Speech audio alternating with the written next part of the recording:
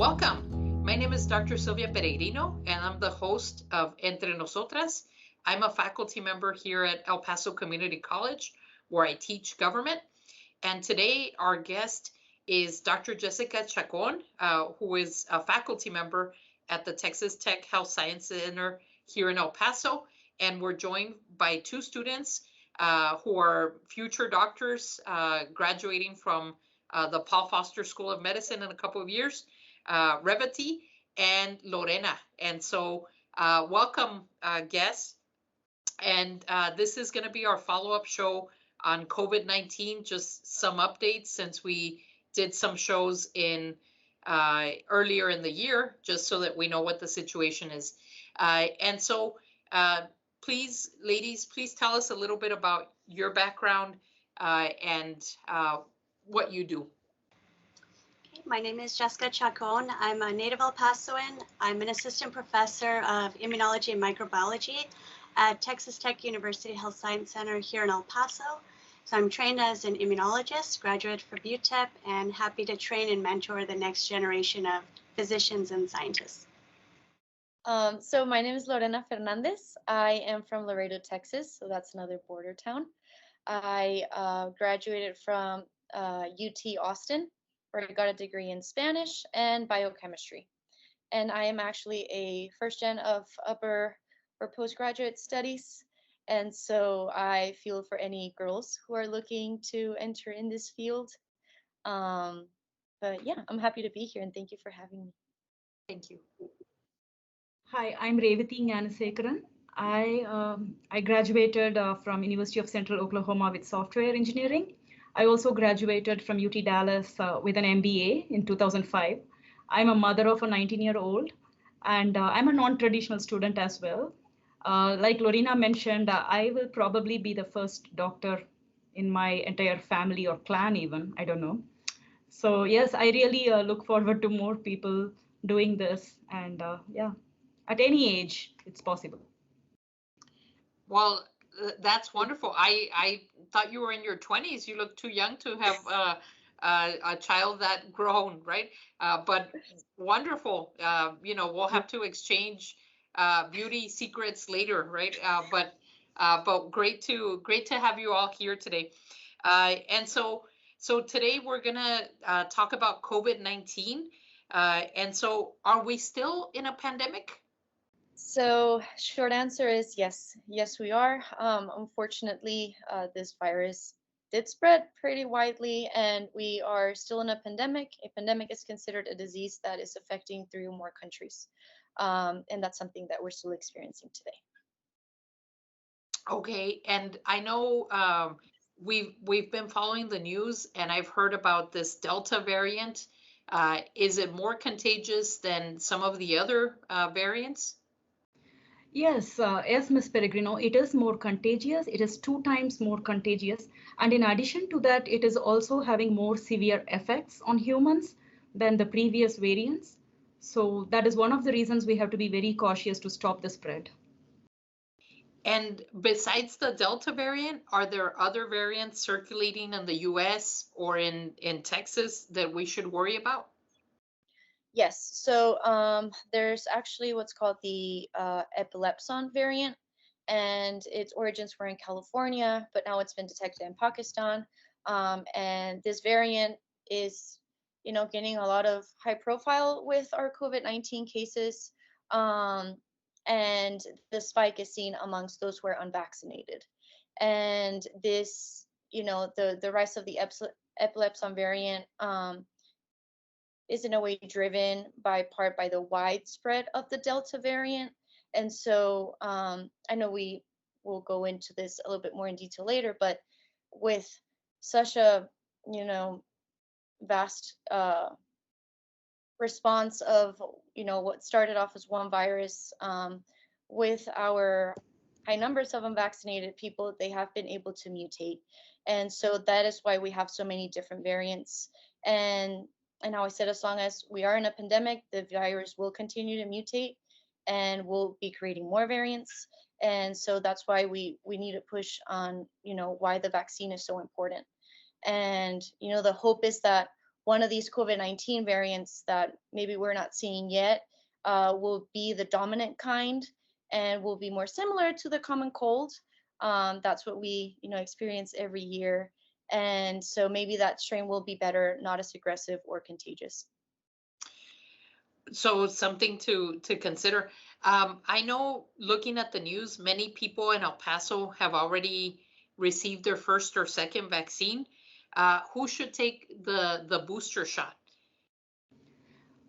Everyone can take the booster shot if it has been more than 6 months since their first shot.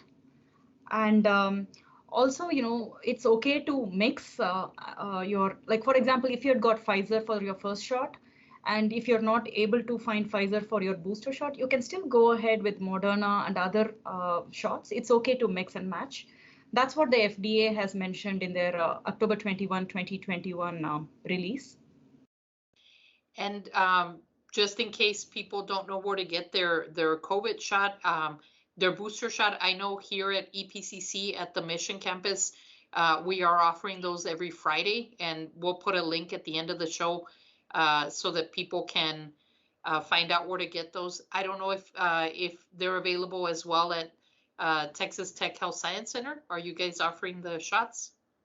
Yeah, we have been having free vaccine shot camp in many different places. The last one we had was right here in the campus, but we have also had them in the high school at Horizon and other local public schools. And there has been a good turnout. We will continue to have these free campaigns.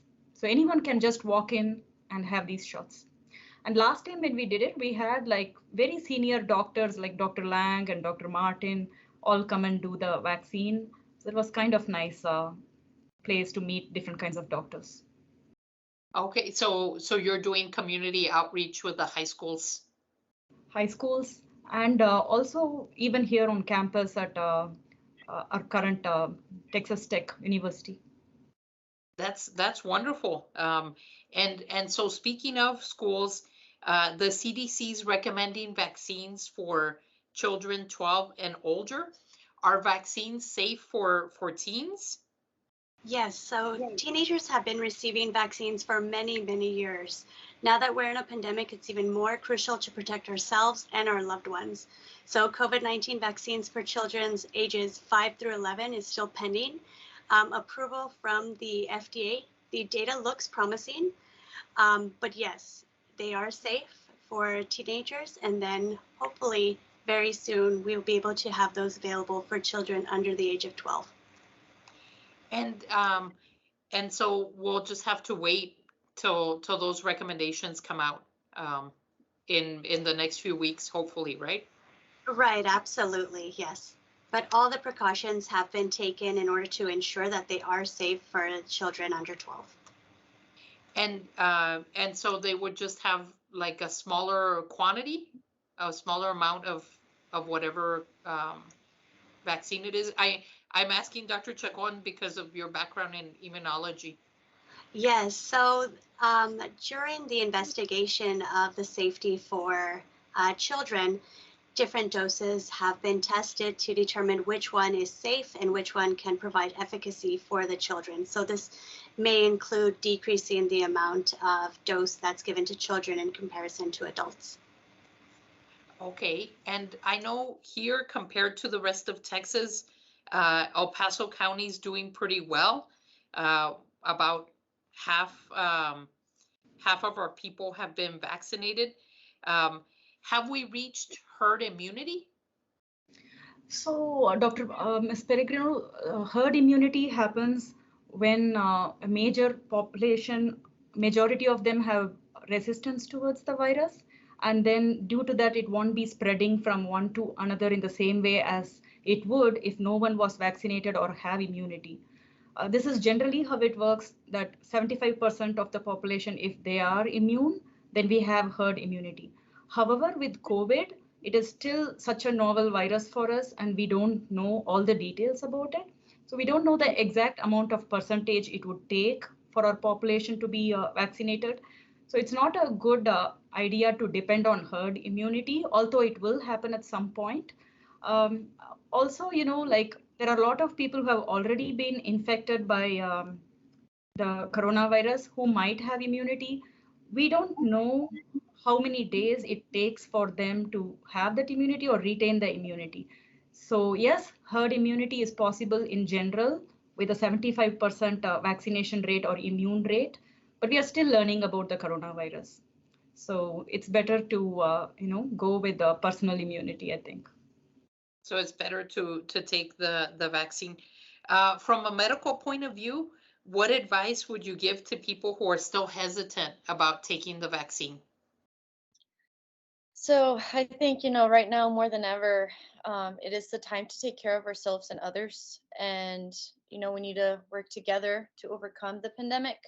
And one of the ways, and I personally think the best way to do it is by getting vaccinated, because you're not only protecting yourself, but you're also making yourself less of a risk to carry the virus and give it off to other people. I know for us, we're in like the medical field, we're in contact with a lot of people, and so it is very important for us to be conscious of, being vaccinated to make sure that we're not spreading anything to others. Or even at home, if I were to get infected from somebody else and I take that to my house, it's just a way of keeping yourself healthy and those around you. And so as a personal thing, I believe that the vaccine is, you know, the best way to attack the virus. Yes, and hopefully, as more people take it, more people will decide and see that it's safe because other people are doing well with it. I know here at the county level, we've gone back and forth on mask mandates. Dr. Oko Carranza, who's the county city health official, mandated masks for indoor use, but then the courts in Texas ruled against it. Do you think it's still a good idea for public schools and indoor public spaces to require masks, even though the state says they're optional? I have not been following the news like what it is today because we have had exams.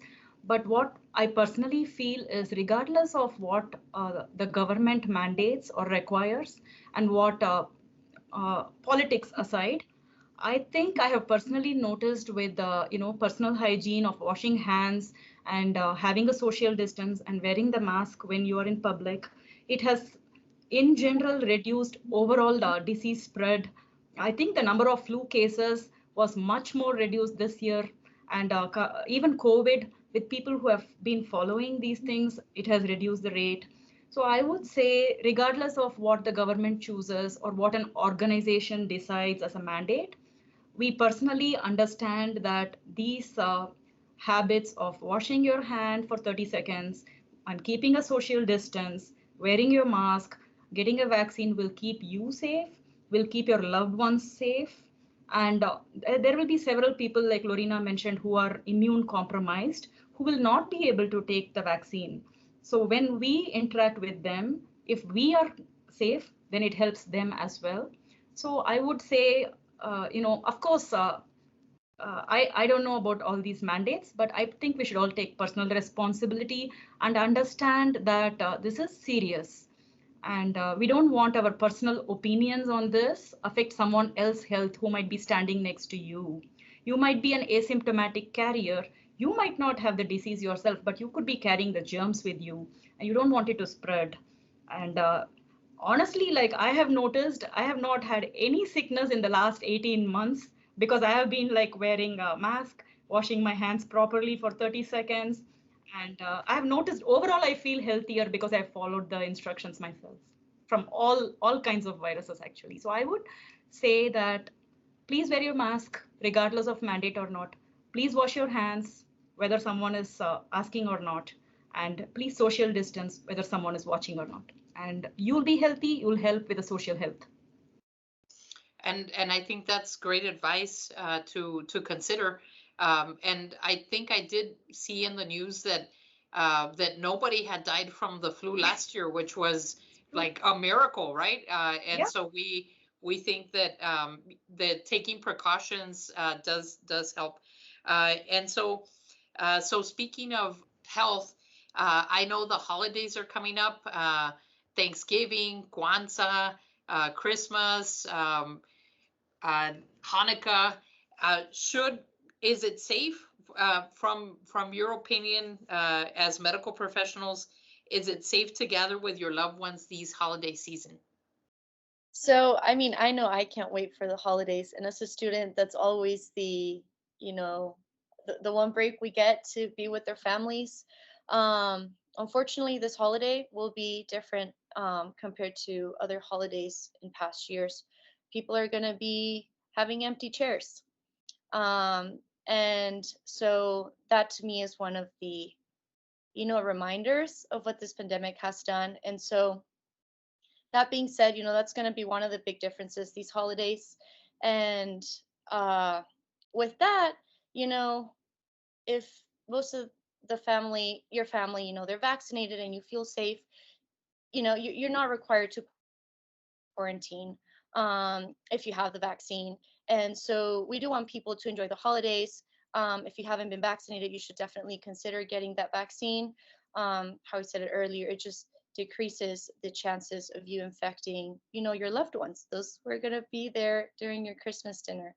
And so, again, it is safe to go with your family, but I do strongly suggest that you consider getting that vaccine if you haven't yet, just for that extra degree of protection with those for yourself and those around you. And I think we're all looking forward to the holidays. I know for myself, we did Christmas like this. We did Christmas through Zoom. We're using Teams now, but yeah, we didn't get together because my partner's a nurse, and so she was at the hospital, and we didn't want to give it to her mom, who's a senior, and keep everybody safe. But luckily, this year's getting a little better. So I know we've talked about different topics, and so since you guys know, because you're medical professionals, is it safe to take the flu shot with the COVID vaccine? Can you take both at the same time, or are there recommendations to wait? This is actually a question we had on our new Mythbusters yesterday from EPCC. What Mythbusters does is they dispel myths in the healthcare field, and they interview an expert in the field, which was Dr. Armando Mesa, who's the chief of infectious diseases here at Texas Tech. This question was brought up yesterday from the community. So what's recommended right now is to take one shot and then wait 2 weeks, not because it's unsafe, but just because of the potential side effects that one vaccine may have.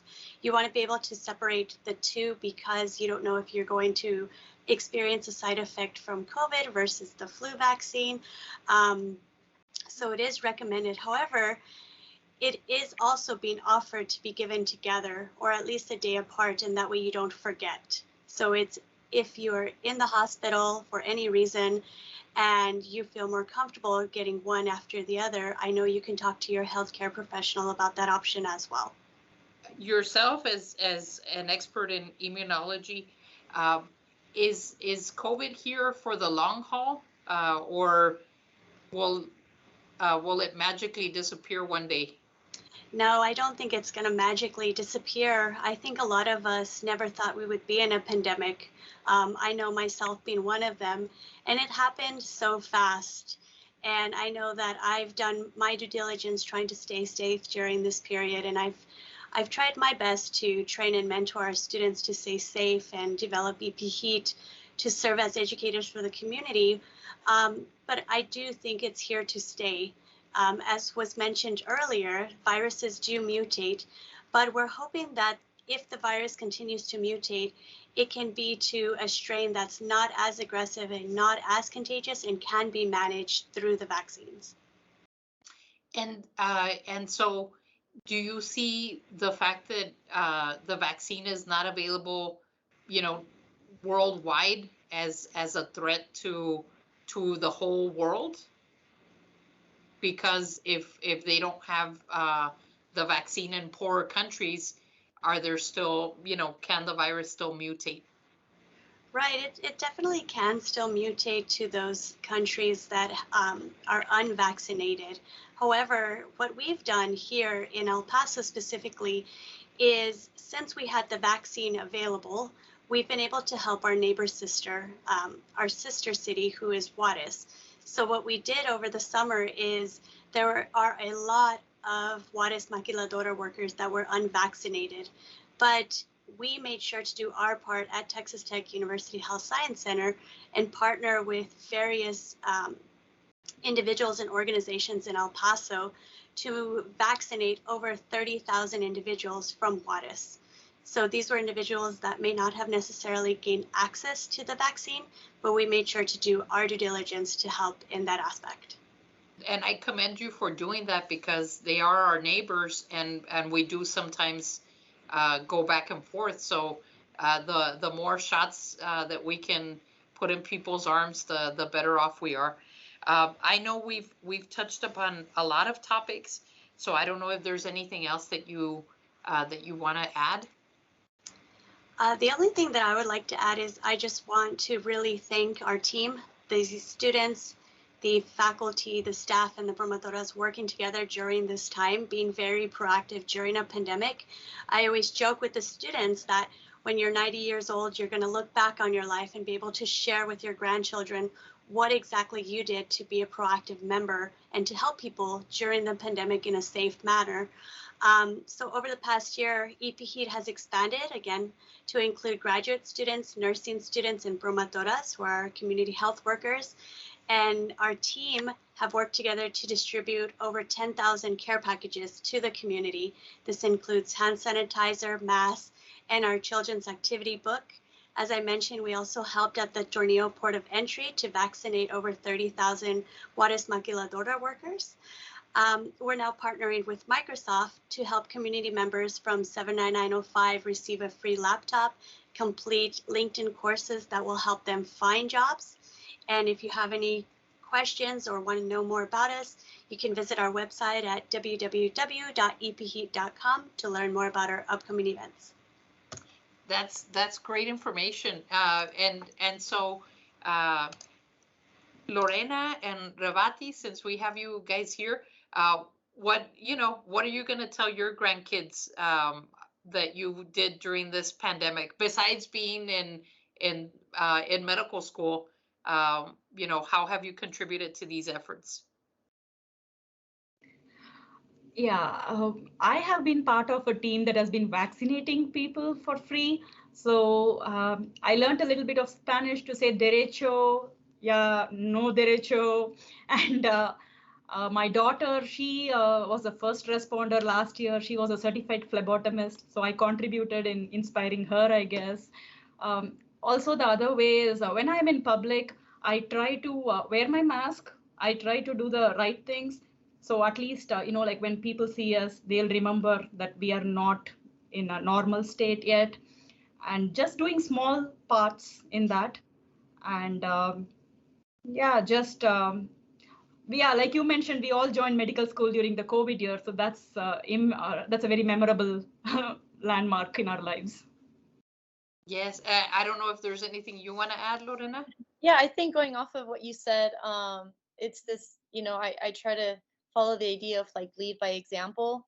And so I try to keep my mask on, even though, a lot of people around me might not be wearing it. I am vaccinated. And at one point they said, maybe you don't have to wear it. And so just this whole idea of like leading by example. But when the pandemic started, I focused a lot on educating my family in what I knew and what I was, the information I was receiving from my professors at school, making sure that it was quality information, making sure that my parents felt safe with the measures that we were taking at home. When the vaccine came around, it was the same thing, making sure that they felt safe and sharing their decision and knowing that it was the best one to take. And so I think that's what I tried to do, just making sure that those around me were well prepared for the pandemic. And now I get to say that I gave COVID vaccines. Yeah, so I actually did give several at the Locomotives game. We've actually been giving free vaccines there too. I think we forgot to mention, but that's what I found. Well, that's great. I do tell my students that this is a historic time, that their grandkids are going to interview them about, this pandemic, right? The who knew that we'd end up in this situation, right? We always see it in Hollywood movies, and then sometimes myself, when I start getting a little lax, I'll watch one of the pandemic movies to just scare myself back into being cautious, right? And not I still haven't, not that I go out that much anymore, but I haven't gone to a club because I am because I think people will not be wearing masks in those places. So and I do wear my mask to the stores, even though it might not be required now officially. So we're coming to the close of time, but I want to thank you again for all your efforts, for being frontline workers and helping with the vaccine, and Dr. Chacon for helping to organize EP Heat and helping our brothers and sisters across the border and our local friends and neighbors who might still be hesitant about the vaccines. So thank you, ladies, and I wish you the best in medical school. I know that it's super tough, and so my hands off to you, and good luck with everything. Thank you. Thank you. Thank you so much for this opportunity. Thank you.